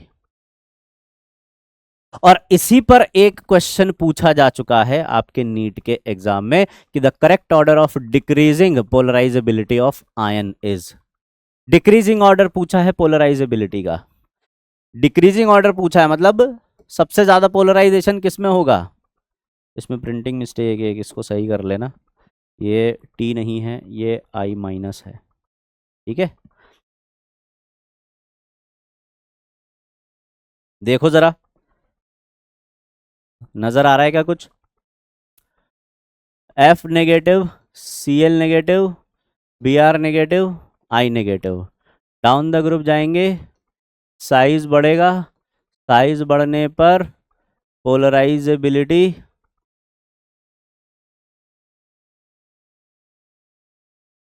बढ़ेगी। तो I नेगेटिव में सबसे ज़्यादा पोलराइजेशन होगा, फिर Br नेगेटिव, फिर Cl नेगेटिव और फिर I नेगेटिव। आपको सिर्फ कंसेप्ट, ये जो कंसेप्ट है ना, इसमें क्वेश्चन ज्यादा नहीं घुमाया जा सकता, इसमें कंसेप्ट को बस आप डीप में जाके एक बार समझ लो, फिर क्वेश्चन तो सारे आसान ही हैं, है ना। बस आपको ये रिलेट करना आना चाहिए कि कैसे मैं रिलेट करूं पोलराइजेशन को कोवेलेंट कैरेक्टर से, कैसे पता लगाऊं कहां पर पोलराइजेशन ज्यादा है। ठीक है, next, which ion has higher polarizing power, चलो बताओ फटाफट से। अब तो आसान हो गया तुम लोगों के लिए, कंसेप्ट तुमने समझ लिया ना भैया, तो अब सब कुछ आसान है तुम्हारे लिए, अब सब कुछ आसान है। बताओ, Mg+2Al+3Ca+2Na+, चार्ज जिस पर ज्यादा होगा उसकी पोलराइजिंग पावर ज्यादा होगी। ठीक है, चार्ज जिस पर ज्यादा होगा उसकी पोलराइजिंग पावर ज्यादा होगी। अब जैसे आपसे पूछा है कि कोवेलेंट बॉन्ड कैरेक्टर, मतलब कोवेलेंट कैरेक्टर्स का ऑर्डर क्या होगा, किसमें, LiCl, BeCl2, BCl3 और CCl4 में। तो देखो Cl तो सभी में कॉमन नजर आ रहा है अपने को, कैटायन कौन नजर आ रहा है, एक में Li+, एक में Be+2, एक में B+3 और एक में C+4। ठीक है, कैटायन पर चार्ज बढ़ रहा है क्या, इधर से इधर जा रहे हैं, लेफ्ट टू राइट चार्ज बढ़ रहा है, चार्ज बढ़ने पर पोलराइजिंग पावर बढ़ती है, पोलराइजिंग पावर बढ़ने पर कोवेलेंट कैरेक्टर आयनिक कंपाउंड में बढ़ते हैं। तो क्या ऑर्डर आ जाएगा बताओ, बताओ बेटा क्या ऑर्डर आ जाएगा, देख पा रहे हो क्या, Li+, Be+2, B+3, CCl4 यानी कि C+4। तो Li प्लस में सबसे कम पोलराइजेशन, सबसे ज्यादा पोलराइजेशन कहां होगा? जहां सबसे ज्यादा चार्ज होगा। सबसे ज्यादा चार्ज इसमें है, तो सबसे ज्यादा पोलराइज ये करेगा, सबसे ज्यादा पोलराइज ये करेगा, इसका मतलब इसमें कोवेलेंट कैरेक्टर सबसे ज्यादा होंगे। तो ऐसा कौन सा ऑप्शन है जिसमें CCl4 में मैक्सिमम कोवेलेंट कैरेक्टर दे रखे हैं? ये देखो, C+4, B+3, Be+2 और Li+। Second answer.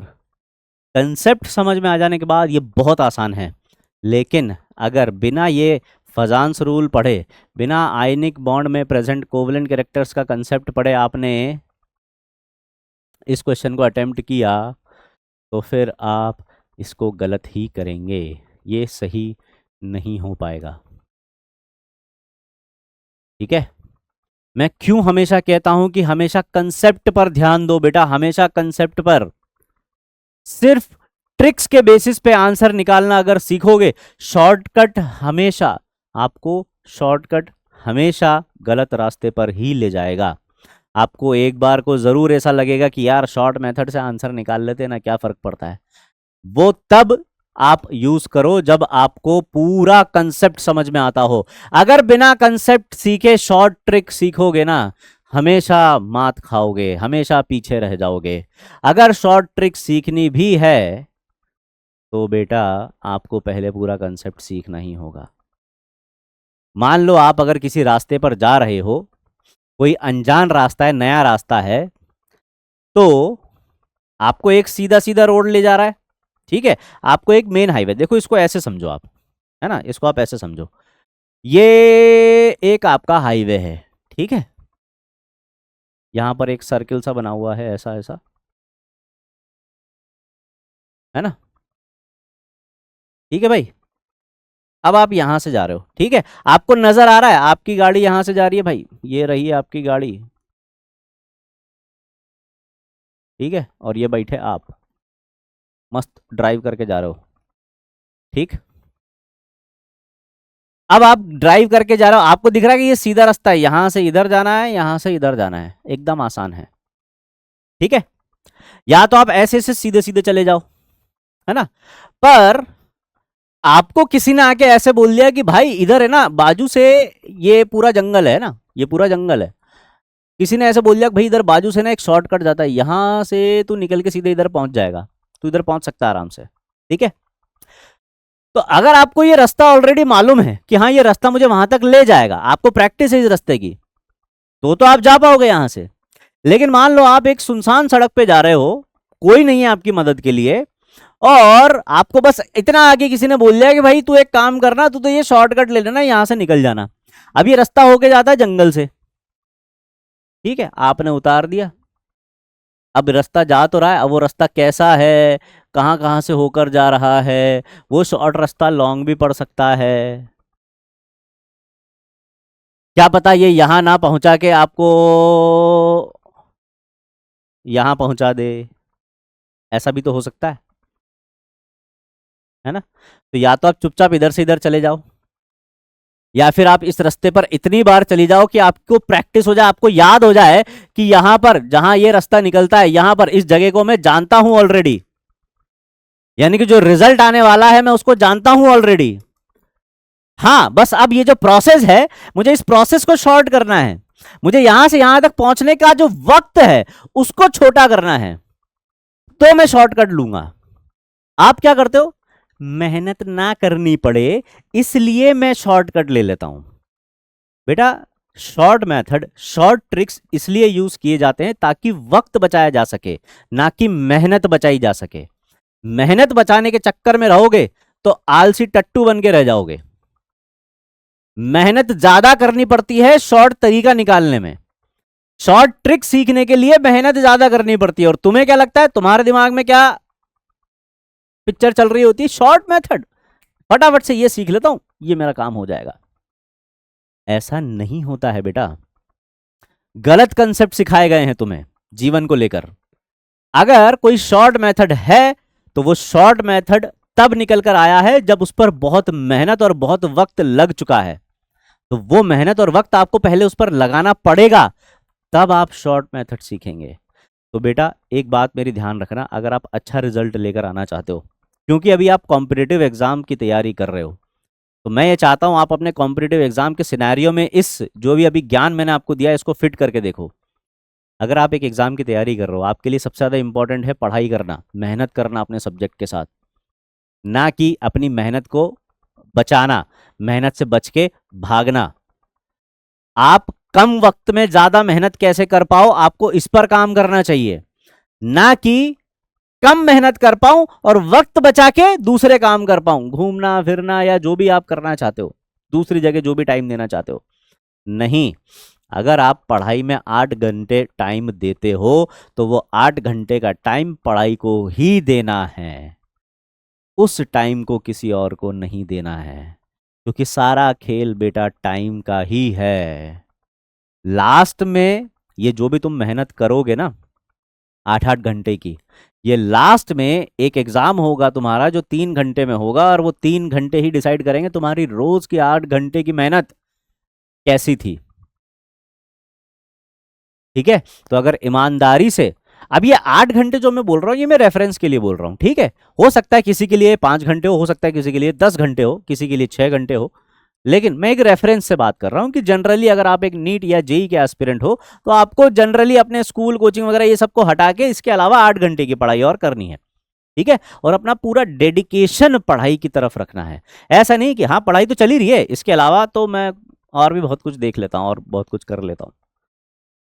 जब तक एग्जाम नहीं निकल जाता अपना, जब तक हमें हमारी पसंद की कॉलेज सीट नहीं मिल जाती है, हमारे लिए मोस्ट प्रायोरिटी जो है हमारे जीवन में वो ये एग्ज़ाम क्रैक करना ही होनी चाहिए। चाहे वो रिश्तेदारों की शादियां हो, किसी का जन्मदिन हो, या आपकी कोई भी महिला मित्र हो या पुरुष मित्र हो, आपके सब दूर करना पड़ेगा बेटा। ठीक है, हो सकता है आपको थोड़ी हाइपोथेटिकल बातें लगे, आपको लगे कि गुरुजी ने आज तो जबरदस्ती का ज्ञान दे दिया है, पर कभी अगर शांत बैठ के सोचोगे तो आपको लगेगा कि हर एक शब्द इस बात का बहुत इंपॉर्टेंस रखता है आपकी लाइफ में अभी फिलहाल। ठीक है, अब एक और फैक्टर बताता हूं एनायंस की पोलराइजेशन, सॉरी कैटायन की पोलराइजिंग पावर का। ठीक है, अभी दो दो फैक्टर हमने पढ़े, एक फैक्टर और बताता हूं कैटायंस की पोलराइजिंग पावर को लेकर। ठीक है, नोट लगाकर लिखेंगे।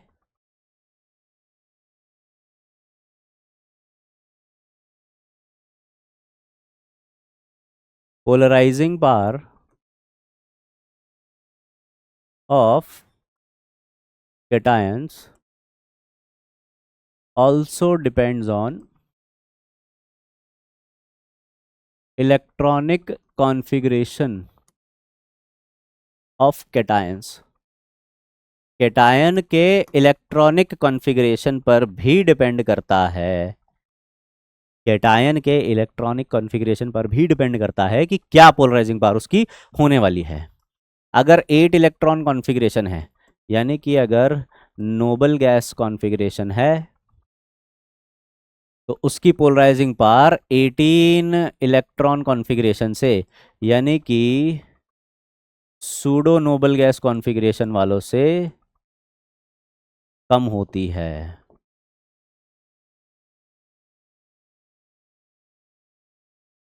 और 18 वालों की 18+2 इलेक्ट्रॉन वाले कॉन्फ़िगरेशन वालों से, 18+2 में स्पेशली मैं यहाँ पर स्टार लगा के लिख रहा हूँ बेटा, स्पेशली जो नॉन इनर्ट गैस कॉन्फ़िगरेशंस हैं, नॉन इनर्ट गैस कॉन्फ़िगरेशंस हैं, उनसे हम कंपेयर कर रहे हैं, है ना। हो सकता है आपको हो सकता है आपको भी ये चीज़ पढ़ाई गई हो और आपको ये भी बताया गया हो कि 8 इलेक्ट्रॉन, उसके बाद 18+2 इलेक्ट्रॉन, और फिर उसके बाद 18 इलेक्ट्रॉन, ये ऑर्डर आपको पढ़ाया गया हो। तो ऐसा नहीं कि ये ऑर्डर गलत है, ये ऑर्डर भी सही है, पर ये ऑर्डर जो है ये नॉन इनर्ट गैस कॉन्फ़िगरेशन वालों के लिए है, यानी कि ये थैलियम प्लस Pb+2 Bi+3 इन कैटायंस के लिए है, इन कैटायंस के लिए, वो जिन पे इनर्ट पे इफेक्ट लग रहा होता है वो वाले कैटायंस, है ना। और यहां पर जो ये यहां पर जो कवर हो रहे हैं ये इनके अलावा जो कैटायंस हैं उनकी बात हो रही है यहाँ पे, जैसे कि टिन+2 है ना, Sn+2 है, इंडियम प्लस है, ये उनकी बात हो रही है यहाँ पर। ठीक है, तो ये ऑर्डर भी सही है। अगर आपको मान लो आपके टीचर ने आपको ये लिखाया है तो ये ऑर्डर भी सही जाता है, लेकिन ये ऑर्डर भी सही है और ज्यादा ये ऑर्डर पूछा जाता है, इसलिए हमने इसको लिखा है। ठीक है, क्योंकि इनसे कंपेयर करवाया जाता है। हालांकि अपने नीट में तो कभी नहीं पूछा गया, इसलिए इस पर ज्यादा जोर मैं नहीं दे रहा हूं। कभी जेई एडवांस में हो सकता है यहां से पूछ लिया जाए क्वेश्चन। ठीक है, तो इस पर अपने को ज्यादा ध्यान नहीं देना है। जैसे कि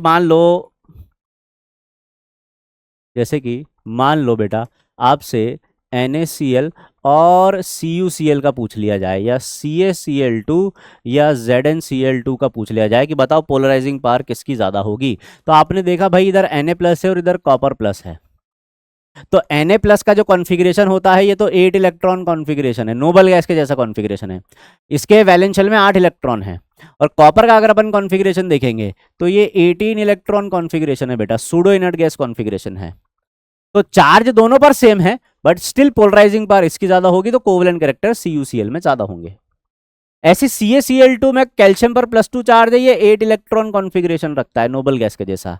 ZnCl2 में जिंक पर +2 चार्ज है, ये 18 इलेक्ट्रॉन कॉन्फ़िगरेशन रखता है सूडो नोबल गैस जैसा, है ना।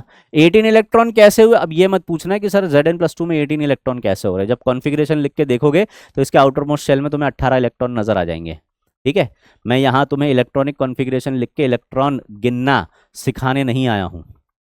ठीक है, तो Zn+2 की अगर हम बात करें, हाँ अगर तुम रेगुलर क्लास में पढ़ रहे होते तब मैं तुम्हें जरूर एक्सप्लेन करता डिटेल में कि कैसे यहां पर 18 इलेक्ट्रॉन हो रहे हैं।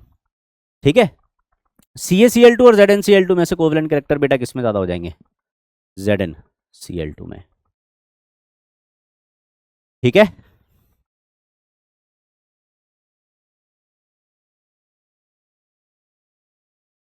ठीक है, चलिए अब बात करते हैं the correct order of increasing covalent character की, है ना। ये भी आसान ही क्वेश्चन है, ये भी आसान सा क्वेश्चन है। देखो जैसे Na+ है, Li+ है और Be+2 है।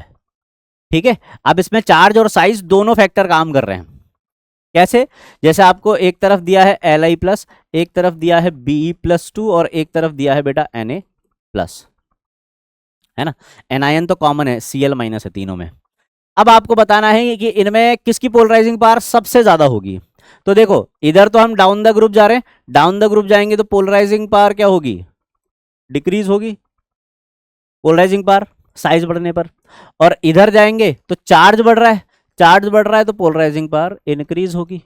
तो इन तीनों में सबसे ज्यादा किसकी हो जाएगी, Be+2 की, और इन दोनों में सबसे ज्यादा किसकी हो जाएगी, यानी कि सबसे कम पोलराइजिंग पावर है बेटा Na+ की, फिर Li+ की, और फिर Be+2 की सबसे ज्यादा है। तो BeCl2 सबसे ज्यादा कोवलेंट हो जाएगा क्या, देखो BeCl2 सबसे ज्यादा कोवलेंट, फिर LiCl और फिर NaCl।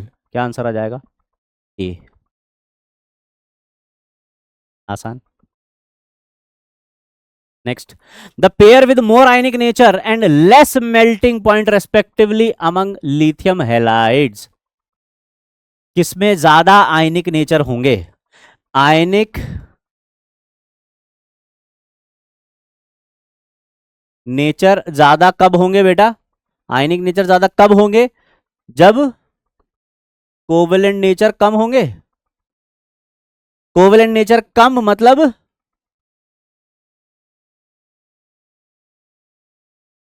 पोलराइजेशन कम।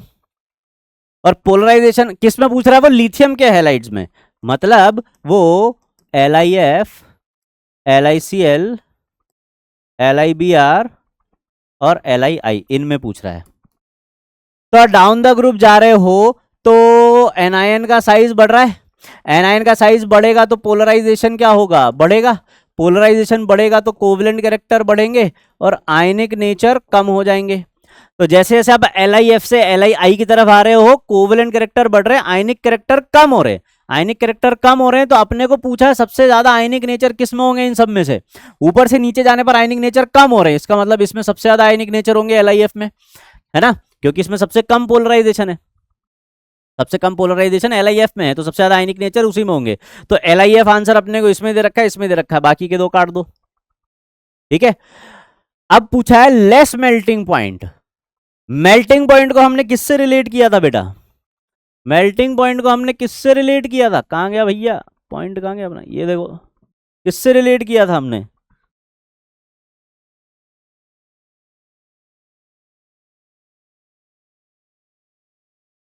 पोलराइजेशन से कैसे रिलेट किया था? कोवलेंट कैरेक्टर्स ज्यादा होंगे तो मेल्टिंग और बॉइलिंग पॉइंट कम होंगे, क्योंकि कोवलेंट कंपाउंड्स और आयनिक कंपाउंड्स को अगर कंपेयर करें तो आयनिक कंपाउंड्स के मेल्टिंग और बॉइलिंग पॉइंट ज्यादा होते हैं, कोवलेंट कंपाउंड के कम होते हैं। तो कोवलेंट कैरेक्टर बढ़ रहे हैं तो मेल्टिंग पॉइंट और बॉइलिंग पॉइंट जो है वो कम हो जाएंगे। ठीक है, तो जिसमें सबसे ज्यादा कोवलेंट नेचर होंगे उसके मेल्टिंग और बॉइलिंग पॉइंट कम होते जाएंगे। तो जो LI है इसके मेल्टिंग और बॉइलिंग पॉइंट कम हो जाएंगे, यानी कि आंसर क्या आ जाएगा बेटा? ए। क्या आंसर आ जाएगा? ए। आ रही है क्या बात समझ में? आसान है। हम्म। चलिए हमारे आखिरी क्वेश्चन की तरफ बढ़ते हैं। बढ़िया क्वेश्चन है, हमसे पूछा which of the following statement is incorrect about the LiCl and NaCl। LiCl और NaCl के बारे में इनकरेक्ट स्टेटमेंट बताना है। अब यहां पर आपको कुछ पोलराइजेशन वगैरह कुछ लिख कर नहीं दिया है, कोई आयनिक कंपाउंड है या ये ऐसा कुछ लिख कर नहीं दिया, बस उसने तो स्टेटमेंट दे दी है। अब आपको खुद से रिलेट करना है। आपको ये बहुत अच्छा क्वेश्चन है, इसमें आपको कंसेप्ट का आइडिया ही नहीं लग रहा है।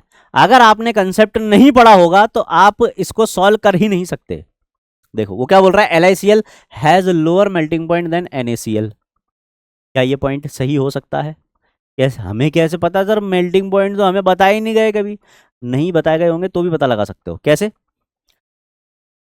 LiCl NaCl, Li प्लस छोटा है, Na प्लस बड़ा है। कैटायन छोटा तो पोलराइजेशन ज्यादा, कोवेलेंट नेचर ज्यादा, और कोवेलेंट नेचर ज्यादा होने पर मेल्टिंग पॉइंट और बॉइलिंग पॉइंट क्या हो जाते हैं बेटा? कम हो जाते हैं। तो LiCl में मेल्टिंग पॉइंट कम होने चाहिए NaCl के कंपैरिजन में, यानी कि ये स्टेटमेंट करेक्ट है। हमें क्या बताना है? Incorrect statement. LiCl dissolves more in organic solvent whereas NaCl does not। जो जितना ज्यादा पोलर होगा, जो जितना ज्यादा पोलर होगा, लाइक डिजॉल्व्स लाइक, ऐसा सुना होगा तुम लोगों ने। जो जितना ज्यादा पोलर होगा पोलर सॉल्वेंट में वो उतना ज्यादा सोल्यूबल होगा। Polar solvent like water, ammonia, ऐसे वाले सॉल्वेंट है ना। और non polar solvent like CCl4, acetone, chloroform, जो ऑर्गेनिक सॉल्वेंट होते हैं वो लेस पोलर सॉल्वेंट होते हैं, नॉन पोलर सॉल्वेंट होते हैं। तो जो ज्यादा कोवेलेंट होगा वो ऑर्गेनिक सॉल्वेंट्स में ज्यादा सॉल्युबल होगा। ज्यादा कोवेलेंट कौन है इन दोनों में से? ये है। तो इसकी सॉल्युबिलिटी वाटर में यानी कि पोलर सॉल्वेंट्स में कम और ऑर्गेनिक सॉल्वेंट्स में ज्यादा होगी। तो ऐसा बोल रहे हैं कि LiCl dissolves more in organic solvent, यानी कि ये स्टेटमेंट भी सही है, ये स्टेटमेंट भी सही है। तीसरा statement, LiCl would ionize in water more than NaCl। Ionize in water का मतलब पता है क्या है? इसकी सॉल्युबिलिटी की बात कर रहा है ये। देखो कैसे घुमा के दिया उसने। सिंपल से लिख सकता था ना कि सॉल्युबिलिटी, लेकिन उसने क्या किया? घुमा दिया, आयोनाइज इन वाटर। ऐसी छोटी छोटी चीजों से क्वेश्चन को टफ बनाया जाता है। और तुम लोग सोच ले तो अरे भाई साहब एडवांस लेवल का पेपर आ गया, अब तो जेई एडवांस लेवल का पढ़ना पड़ेगा भाई। अब तो एडवांस का ही पढ़ना पड़ेगा। क्यों इतना माहौल बनाते हो भाई? है वो जेई एडवांस का क्वेश्चन, पर क्या तुमसे सॉल्व नहीं हो रहा क्या? अभी जितने क्वेश्चन अपन ने पढ़े उसमें से कई जेई एडवांस के हैं। अब तो जेई एडवांस में भी नहीं पूछे जाते वैसे क्वेश्चन। तुम क्यों जबरदस्ती का माहौल बना के खुद को डिमोटिवेट कर लेते हो? और अब भाई नीट का पेपर तो जेई एडवांस लेवल का आ रहा है। कॉन्फिडेंस जानबूझ के लूज करना चाहते हो। पहले ही हम ऐसी सिचुएशन क्रिएट कर देते कि पेपर अगर खराब आए तो मम्मी पापा को हम ये बोल सकें कि पेपर अभी क्या बहुत एडवांस लेवल के आ रहे हैं इसलिए हमसे नहीं हो पा रहा है। अरे तुम पढ़ भी तो रहे हो एडवांस लेवल का। जब तुम पढ़ रहे हो एडवांस लेवल का, तुम्हें तैयारी करवाई जा रही है, तो फिर क्यों नहीं आ रहे नंबर? फिर क्यों नहीं हो पा रहे क्वेश्चन सॉल्व? हम नहीं करना चाह रहे, खुद से नहीं करना चाह रहे। हम ये चाहते हैं कि बस क्वेश्चन ये पूछ ले, मैं इधर आंसर टिक कर दूं और मेरा काम हो जाए। ऐसे ही मैं डॉक्टर बन जाऊं बिना मेहनत किए, ऐसे ही मैं पैसा कमा लूं, खूब छाप लूं, क्योंकि वही तो मैं देख रहा हूं कि खूब पैसा कमा रहे डॉक्टर, इसलिए मुझे भी डॉक्टर बनना है। ये नहीं दिख रहा कि डॉक्टर्स कितनी मेहनत कर रहे हैं उसके पीछे। तो जो भी मेहनत कर रहा है वो पैसा कमा रहा है, जरूरी थोड़ी सिर्फ डॉक्टर्स ही कमा रहे हैं। मेहनत तो तुम्हें हर चीज के लिए करनी पड़ेगी, लेकिन दिमाग में गलत फहमी क्या है? डॉक्टर बनने के बाद तो पैसा ही पैसा है। बहुत रगड़ना पड़ेगा बेटा खुद को, बहुत घिसना पड़ेगा तुम्हें अपने आप को, तब जाके डॉक्टर बनोगे अच्छे, और तभी पैसा बना पाओगे। ये मत सोचना कि सिर्फ डॉक्टर बन गए तो बस।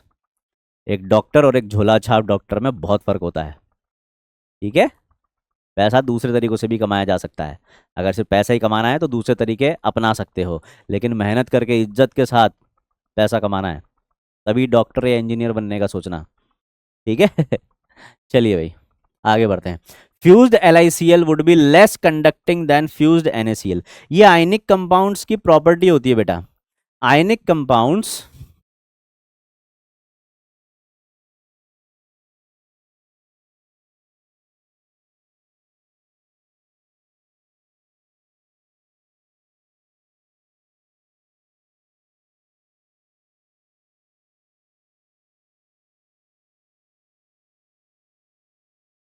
ये सॉलिड स्टेट में कंडक्टिविटी शो नहीं करते, लेकिन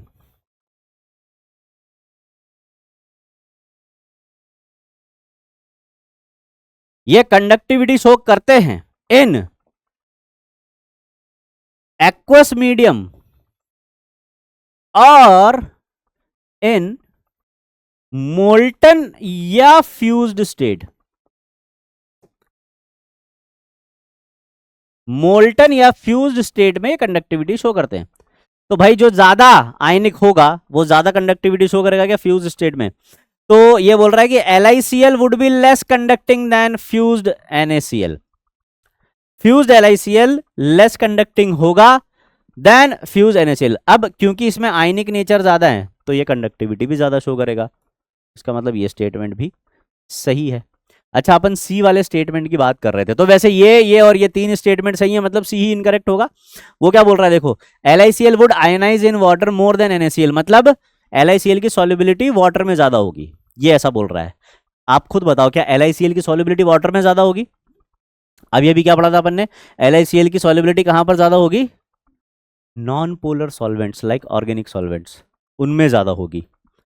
LiCl लेस पोलर है, कोवलेंट ज्यादा है, तो इसकी वाटर में सॉल्युबिलिटी भी कम होगी, इसलिए it would ionize less in water than NaCl।